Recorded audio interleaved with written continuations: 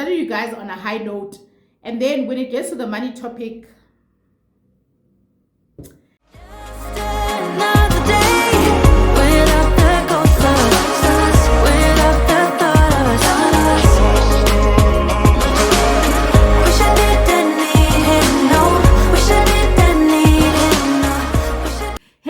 welcome back to another video, and thank you so much for joining me yet again. If it is your first time here, and on this channel we chat about all things related to managing your money and adulting in general. So if that sounds like your type of vibe, please check out our other content, and if you like what you see, don't hesitate, smash that subscribe button and become a member of the team. So guys, yes, I am the bearer of bad news, and I'm sure when you saw my video you were like, where? Now we must visit our vision boards, and we must visit our 2023 goals and look at how we are doing. Yes, we definitely 100% need to do that, and that's what I am going to be doing with you today. I know this half-year check-in is delayed. Last year I did the half-year check-in in July, which is the perfect time because you've just crossed the 6 months mark. But hey guys, life got busy, but we're here now, and that's the most important thing, because the last thing we want to do is check in on our goals at the end of the year, because by that time it's already too late.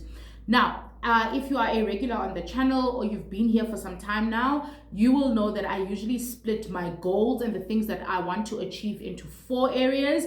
And that is number 1, my financial goals, number 2, my personal goals, number 3, my career goals, and lastly, my content creation goals, which is everything else that I do outside of my work, which includes YouTube, any other platforms that I get involved in, and other side hustles that you may have heard me mention on the channel will probably fall under that content creation bracket as well. So without wasting any more time, let's get into how 2023 has been going. I think I'm going to start with personal, right? Because personal obviously feeds a lot into the other areas as well. So I'm going to start with breaking down what are some of the key things that I've learned about myself, and also that I've been able to achieve and not achieve when it comes to my personal goals. So guys, for the 2023 year, I'm sure I've mentioned to you guys that I always have a saying or a word or a sentence or a saying or a mantra, as some of you would refer to it, for every single year, right? And this year, my saying was, if 2023 is to be, it is entirely up to me. And the reason for that was because I really wanted to be fully focused this year on being in the driver's seat when it comes to the things that I want to achieve, or even when it comes to the way that I react to certain situations. So I told myself in my prayer and in my goal setting, and when I was doing my vision board, that God, please help me, really lead when it comes to the things that I want to achieve. I don't want to follow. I don't want to be a victim of circumstance. I don't want to feel like things are beyond my control and it's up to external factors and there's nothing that I can do. So something that I've been doing a lot this year is, with every given area in my life, I'm always like, okay, what can I do in this situation? Be it it's a challenging time at work, be it I am facing, a challenge with a relationship that I have, or anything else, guys. I always told myself this year that if this is to be, it is up to me. So if I want this situation to change, or if I want this, narrative to change, I have to do something about it. And there are pros and cons to it, to be honest. Firstly, it can get a bit frustrating, or it did get a bit frustrating sometimes, because some things are beyond your control and there's nothing you can do. But I think the constant pursuit of wanting to be in the driver's seat and to be in control really helped me take back the control in some areas where the control was not in my hands, and I was able to come up with innovative ideas of how I can change my situation, how I can better what I'm going through, etc. So I wanted to start with that saying, guys. It really helped me this year, and it's something that I'm going to take forward in the years to come as well, that in every given situation I am in control of what I can do, and I need to make sure that I use that to the best of my ability, as opposed to just lying down and be like, oh my God, life is happening to me, there's nothing I can do about it, and just be a victim. So I really like that shift in mindset, and I feel like it led to me, like I said, really taking control in areas where I did not necessarily have the control to begin with. Something else that was very important to me this year was harnessing and paying attention to the relationships that I have. That is the relationships that I have with my friends, with my family, obviously with my loved one. How can I better pour into those relationships, and how can I, prioritize those relationships and understand that they are important. And guys, I definitely did better than last year. I think that it's still a constant work in progress, because especially when life gets busy and you get involved in your own things, it's kind of difficult to shift your focus and pay attention to other people. But I believe that I have really shown up for my friends when they needed me the most, and I have prioritized spending time where I was able. And that's something that I am very proud of, not only because it allowed me to give back, but also because of the impact that it had in my life, and how well I was doing and how happy I was. So there was a good balance there, I think, in the receiving and the giving. And I'm really, really happy about that, because sometimes we get so lost in the hustle and bustle of life that we don't give back to relationships and your more, sentimental areas in your life that you are not necessarily paying attention to. And then the last thing that I am very proud of is in the personal space is the fact that I wanted to take a chill pill this year. I really wanted to take a chill pill, and I wanted to relax more, and I wanted to not take things too seriously. I'm a very pedantic person. I'm a very detailed and a go according to plan person, and I really struggle when things don't go according to plan. And guys, this is life that we are talking about, right? You can plan, but we know that we are not responsible for everything that happens. And for me, I tend to find that I really struggle when something hinders my plan to get back into form and into shape. I spend a lot of time, or I used to spend more time that I'm comfortable with, like obsessing over what went wrong as opposed to moving on. And I really wanted to teach myself and challenge myself this year to pivot more, and to just do things spontaneously, bounce back when something doesn't go according to plan, not spend too much time giving myself grief about it, and to really do a comeback. And when I realized actually that I thought this was also like a work in progress and I hadn't really made a lot of progress, but I realized that I am this person, and I was so proud of myself. I'm going to give you like a very silly example that you're probably going to be like, how, Angie, so really, like, you're using that as an example. Guys, I'm very prim and proper when it comes to detail and things going exactly as I planned. So the example might be silly to you, but to me, I was like, wow, girl, I'm really proud of you. You did it. I don't know if you guys watched the video that I did with Unoltando that I really, really enjoyed, the sit down that I did. So when it was time on that day, when it was time for me to do my sit down with her and Mandy as well, who ended up joining us, Zani is Nolu's son, decided to join us for the sit down. And me being the Andiswa that I was and am recovering from, that would have taken me out of my comfort zone completely. Like, if I planned that I am going to do a sit down with you, these are my questions, these are the areas I'm covering, this is the environment, it's going to look like this. As soon as something like a child wanting to be in the video, or like, moving things around and playing around, would completely take me off my game plan. And I was really happy, because when that happened, I was like, no, this is so sweet. How do I pivot? Okay, cool. We can still have the conversation even though he's here.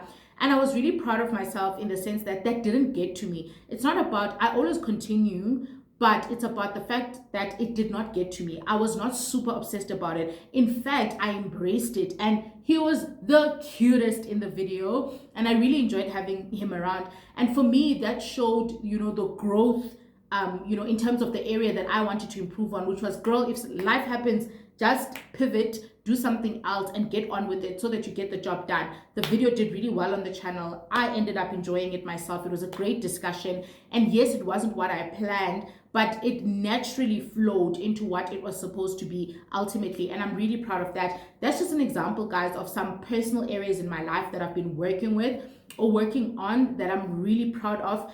And also, guys, just listening to my body, man, listening to my body. And if my body says this weekend, you are tired, I really listen to my body. And if it means that I have to rearrange certain things that I've committed to, I'm able to do that. And that's not me. Like, that was not me at all. So that's what happened in the personal space. To be honest, the personal space, I'm very proud of myself. I think I've been very intentional. And things like putting a vision board up on the wall, discussing your personal goals with the people around you so that they hold you accountable has really helped me as well, because I have something to reference and something to be accountable for. So I know that I'm going to do a check-in with you guys in the middle of the year and at the end of the year. So it helps me like pick up on my goals and stuff like that. So that's the personal side. And then let's talk career. So in terms of my career, I think the biggest things, which is not a lot for me, were two things this year. I wanted to, number one, really move away from day-to-day functions and apply more time in thinking of ideas and just playing a part in the strategy space, in the insight space, in the on the business work, coaching, leading, managing, that type of vibe. So even though my role shifted to that some time ago, but I think I had operational constraints and I was still very like day-to-day focused, and I really wanted to develop into that area and start doing more of that and less of the day-to-day. I was super intentional about that, and I'm very proud about the progress that I made. I tried that goal last year. It worked sort of. It didn't work very well, but I think this year, in the first 6 months, I'm proud of the progress. I think I've really been able to shift my focus from the day-to-day tasks orientated activities more into the leading, coaching, managing, and working on the business space. So that has been going really well, and I've been enjoying it. I've been enjoying that part, and it's made me stay excited and stay invested in the work that I do, because I'm not doing the same thing that I've been doing for years. I'm focusing now on empowering people. And guys, like, my team is amazing. I don't even want to talk about how amazing they are, because you guys will headhunt and steal them. But my team is amazing, and they've made this journey of mine so worthwhile. And I think they're very patient with my trying and with us trying together, which really, really helps. So I'm proud of that. The second thing I wanted to do was I wanted to start studying again. So I wasn't really sure about what I wanted to study, because I think that from how can I put it, from an expertise perspective, I'm happy with the progress that I've made qualification wise. And I really didn't want to like go higher and higher and go like do my master's in something or something like that. But I wanted a higher level of understanding just on business in general, and especially the leadership space. I remember telling my boss that in the beginning of the year, when we were speaking about what I want to achieve for the year, and I was telling him that I really feel like I've reached a point where I'm really good at what I do. And I feel like the next level of fulfillment for me is going to come from making other people as good. I've trained people and they've done the job, but I think I really want to, pour into someone or some people and make them brilliant. I want them to blow my mind when they ask certain questions or when they deliver. And I felt like that was the area that was missing in my life, where I could look at people or look at someone and be like, wow, when you came into my office or when you walked into my corporate life or my professional life, you did not know this, and now you are challenging me in terms of what you've become. And if we get to a stage where people even go higher than where I'm at or the levels that I've reached, that's the space that I'm in right now. It's how can I pour into people as much as possible, and how can I make them the best that they can be, because I feel like there are certain people who have done that for me, and I know how far it's taken me. And if I can have just a small opportunity to do that, I'd really love it. I also considered other things like mentorship outside of my work, to be honest, in that area, but I didn't want to overwhelm myself, because I feel like I'm already performing a similar role to that with my team, and I really want to rather do more and get better results than spread myself thin. But I have had conversations with people who want to talk to me about career progression, specifically in my industry, but it hasn't been like a relationship thing. It's been a once-off thing. Anyway, guys, I'm doing well in that space. I'm really happy. And the work-life balance, I also did better at this year.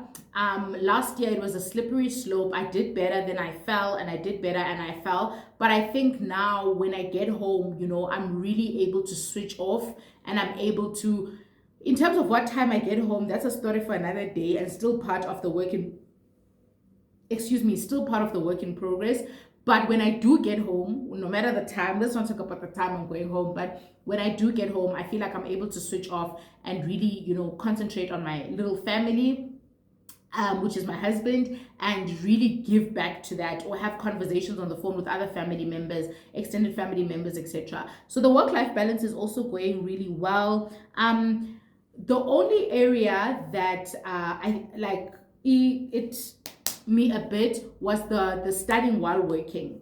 So what I did was I enrolled for a short course, and it's a short leadership course at work. And the reason why I did that was because I knew that I wanted to study something, and I wasn't sure what exactly, but I had an idea of what it would be like. And I thought that 6-month course would really get me in the mindset of attending lessons. It's not a theory-based course, or an academic course, if I can put it that way. So it was a nice way for me to ease into studying again. And guys, how do you do it, Ghana? Because I used to do it, ne? Actually, I did that from my first year of working. For the first 3 years of working, I studied every year, and it was proper academic study that required a lot of time and effort. And I don't know how I managed to do it, because now with this short course, balls were slipping, and I was doing everything last minute, and I had to juggle attending the lessons and all of that stuff. It was a mess. So that didn't go so well, to be honest. And the gag is the fact that I'm doing another course that is academic as well, and I'm starting in October. So I really need to get my act together, because this course, the short course I'm on, ends in October, and then the new one starts in October till next year. I think it's a year long or something like that. And that's academic and stuff. So it's gonna require a lot of my energy. But I think the short leadership one, although it's not, how can I put it? Although it's not going completely well, but it is giving me the experience that I need in terms of swinging back into things. But that's a work in progress, guys. Please leave tips in the comment section. If you are studying while working and you have found a way to do it, please give me tips, because at the end of the day, my mind is so exhausted from all the thinking and the planning and the working that goes on, that I just unfunny luto. Like, I don't want anything that is going to require brain capacity. I just want to read my books, or I want to watch TV, or watch YouTube videos to unwind. I really am struggling to find a way to study. So if you've got tips, please let me know. Okay, the third part that we are going to talk about is the financial part. Things were going well. You see, I started you guys high, and then I started you guys on a high note, and then when it gets to the money topic, yes guys, even money gurus are feeling it. Even people who talk about money and who are very conservative and who try as much as possible to make the best decisions are feeling it. These are trying times. These are times where external factors are affecting our finances and not necessarily things that we are driving. So guraf. Obviously, we all know the interest rates and the cost of living going up is affecting everyone, including myself. And it does need us to redirect spending and redirect it, and not necessarily follow the plan that I mentioned earlier, because the plan is doing its own thing, So financially, I have had to make, redirect funds, obviously, because if you're paying more for a bond, etc., that money must come from somewhere. But I must say, so I've had to reprioritize, replan, realize that some things are not that important and scrap them out. I'm sure a lot of us are going through that exercise.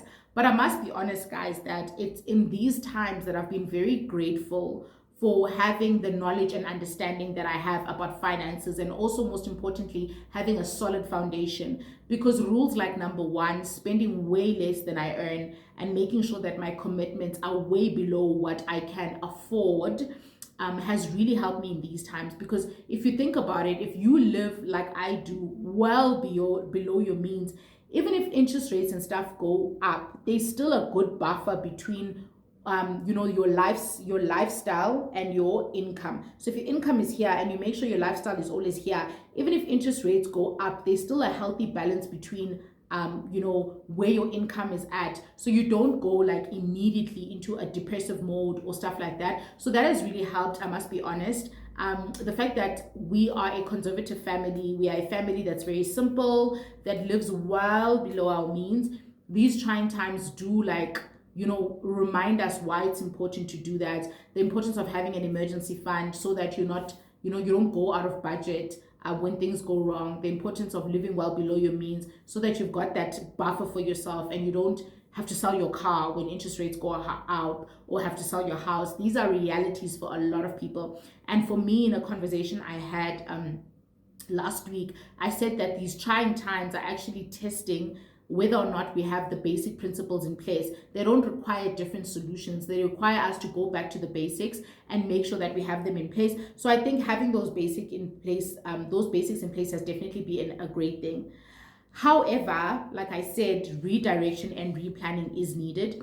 And then when it comes to finances, another big thing for me was I knew that this year was not going to be a big saving year for me, because I wanted to turn my new house into a home, and I wanted to make sure that, I turn it into what I would like it to look like from a renovation and a finishing perspective. And guys,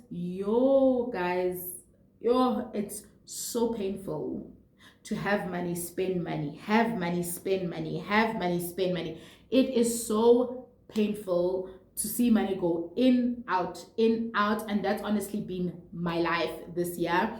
And I don't like spending money. I actually prefer my money to sit in the bank and to accumulate, okay? That is what I love and that is what I enjoy. But at the same time, I really want the things that I want. And I think I'm also grateful to have a partner who reminds me of the things that I want and makes sure that I realize that I need to spend in order to be happy. I don't understand why, but apparently you need to spend on things that make you happy. I'm just kidding. But so that hasn't been fun at all with a new home and a blank canvas that you're working from, especially if the size is quite significantly bigger than what you had. Guys, I was telling Mr. M that it feels like we buy furniture and it just sinks into the house and there's still so much open space around.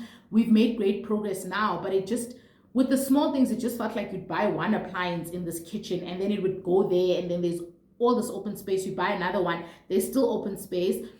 So on one hand, you're grateful for open space and enough space. On the other hand, you're like, oh my God, when am I going to finishing this entire place? So that financially has been like for the first 6 months, but I'm glad that we've made great progress. Another thing for me that has been very humbling this year, guys, is understanding just how expensive renovations are and having to accept that it's not going to happen in the time frame that I would like it. So I initially had planned to renovate first and then furnish afterwards, right? Because I think that's the most sensible thing to do, because then you know what you're working with and you've done the biggest part and the most expensive part. As I started unpacking the renovations process, if you have been through it, guys, I know Joey speaks about renovations on her channel and the stress that comes with it, but I don't think she's touched on the cost. The cost, guys, the cost of renovating, oh my God. And the thing is, it's not even renovating one space. It's how interlinked the different spaces are. For example, you tell yourself that I want to demolish this wall, as an example on my part. And then you tell yourself, okay, I can afford to demolish this wall and I can afford to put the ceiling and I can afford to do this. But the thing is, if you demolish the wall, it's going to obviously affect the tiling. So you'll need to retile where you've demolished. But if you retile where you've demolished, then you need to retile the rest of the house. And then you look at how big that area is and it becomes an entire project on its own. Then you call, the carpentry people and the kitchen people and you're like, okay, you want to do your cupboards, right? And your ceiling and your whatever. Then they tell you that, oh, but in order to do the cupboards, we need to do the ceiling. And in order to do the ceiling, we need to change the fittings. And to do the fittings oh my God, renovations have humbled me. And I got to a point where I was starting to, and this is the thing about money, guys. And I really understand where a lot of people get tempted to go into debt, Because on one hand, you want to do all of this, and on the other hand, you've got this much disposable income, and then you think, when are these 4,000s going to become enough for me to do a full renovation, for example? So then I'm sure at that point you get tempted to swipe that credit card and just do your renovations once off and be done with it. But again, I'm grateful for the type of personalities that my husband and I have, where we are very patient. We are very realistic people, and we when we want something, we want to do it right, and we want to do it to the best of our ability. And if that means us waiting a bit longer, I'm definitely for that. And I was actually saying the other day that this is why I love partnership, guys, because whenever I feel like, let's just do it, man, let's just do it, even if it's a simplified version, Mr. M will be like, no, babe, this is not what you wanted. You wanted this. Wait for it. Vice versa, when I feel like, let's just buy that TV stand, he's like, no. I'm like, sorry, when he says let's buy that TV stand, I'm the one who's like, no, babe, this is not the TV stand we wanted. Let's wait until we can afford the one that we actually want. And there are easier ways of doing this, like swiping that credit card, or dissolving our savings, because it's not like the money isn't there, but the thing is it's allocated to other things. So that has been a very humbling activity for me, to really want something and not be able to afford to do it, even though I know there are other alternatives to do it, but they're not the best alternatives. But again, I think the patience exercise has been great. The discipline exercise has been great. It's very humbling though, and I'm not happy with it, to be honest. I wish everything would just happen at once. But we've made great progress in terms of finishing. So I decided to park, the renovations until I can do exactly what I want in the way that I want it. And I'm completely fine with that. And we switched to furnishing. And that's also made me very happy. The house looks great and I'm comfortable. And I know that that part of it will come when it comes. And I think this is such an important conversation, guys, because we always think that we always think we are the only ones who wait for things. Everybody else gets things done instantly. Because I remember thinking, those people who renovate and do series on YouTube renovating, how do they do everything at once? Like, where do they find hundreds of thousands of rands to just in 1 month or 2 months do everything? I don't know. Maybe they have their way. But I think we also need to have honest conversations about the fact that it's not always like that. And sometimes you do have to wait, and sometimes you have to sacrifice, and sometimes you have to stay disciplined. And I'm really glad that we did not allow each other to just fast forward and do what we can. We are really patient in doing exactly what we want. And if that takes a bit longer and it moves on, into next year or whenever, that's perfectly fine. And I've learned to accept that as well. I was a bit in the beginning, but I think I'm fine with it now. Okay, and then lastly, let's go into YouTube, right? So not YouTube, sorry, but content creation as a whole. So one of the goals that I had on my vision board was the fact that I wanted to not stress about content creation. I wanted to not stress about YouTube. I had a plan in place in terms of the type of content that I wanted to create on YouTube, on my YouTube platform, on my LinkedIn platform, and on my Instagram platform. I decided to ditch Facebook because who's on Facebook?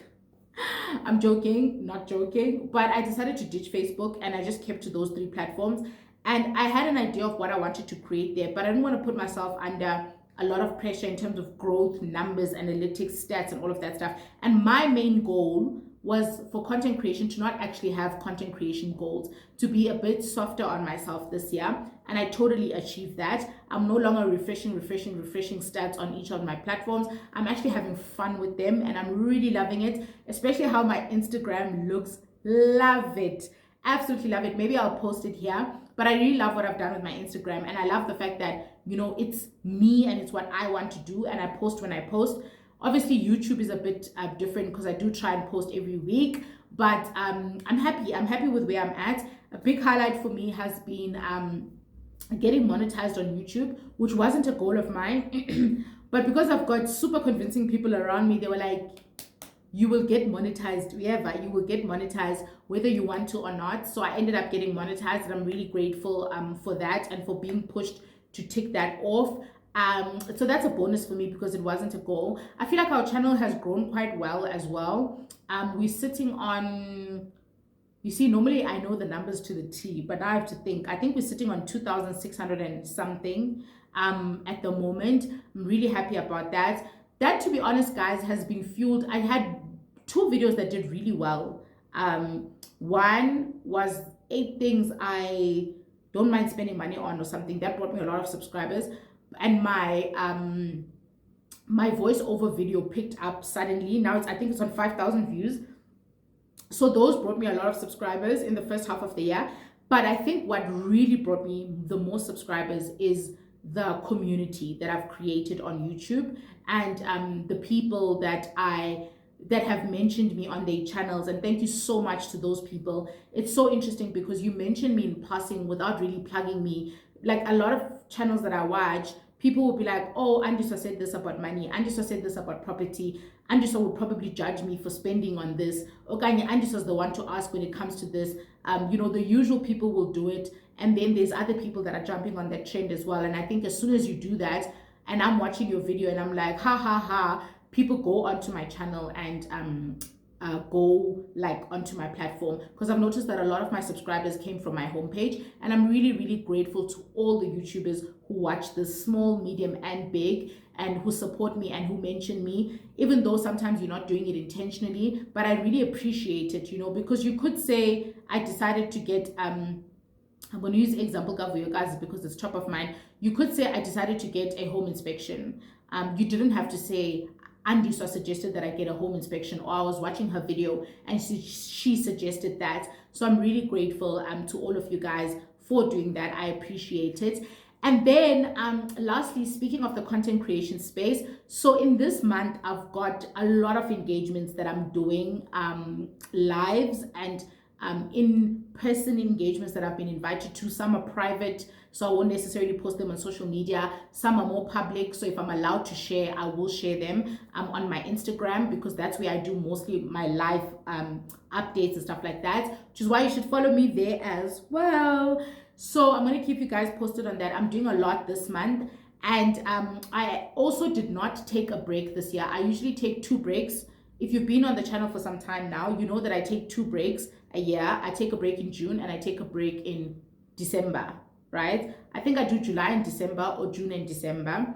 But I actually created content throughout June when I was supposed to be on break. So I was on break, not on break. But I think now is the time. My body is telling me that you need to calm down. And I know myself, if I don't say it out loud, I won't do it. So my body's telling me that you need to calm down. So I am going to listen to my body, guys, and I'm going to calm down this month. I'm not sure when I'll be back, but I will be back. I've got a couple of trips planned, local trips planned, to just relax as well and spend some time with some loved ones that I'm really excited about. And then I'll be back on your screens, rejuvenated with more energy and more content. I even already know the video that I want to do when I come back. I want to do how much I earned on YouTube after a month of being on YouTube. So I'm going to do one month where I was posting every week, and I'm going to show you the analytics for a month where I wasn't that active, and we can look at how much I've made on YouTube. I don't even want to comment on the details of that discussion. I want to show you the money, and then we can unpack other questions and details there. Guys, thank you so much for listening to this recap. I honestly just wanted to go through a few pointers of how I'm doing just overall. I'd really love to know how you are doing as well. Like, what are you happy about in the first 6 months? What are you disappointed about? What are you looking to better in the next 6 months? Are you still excited for 2023? Are you just waiting for 2024 and you are done with it already? Please let me know in the comment section. Otherwise, it is bye for now. As per usual, if you enjoyed the video, don't forget to give it a huge thumbs up. And if you haven't done so, don't hesitate, smash the subscribe button and become a member of the team so I can see you in the next one.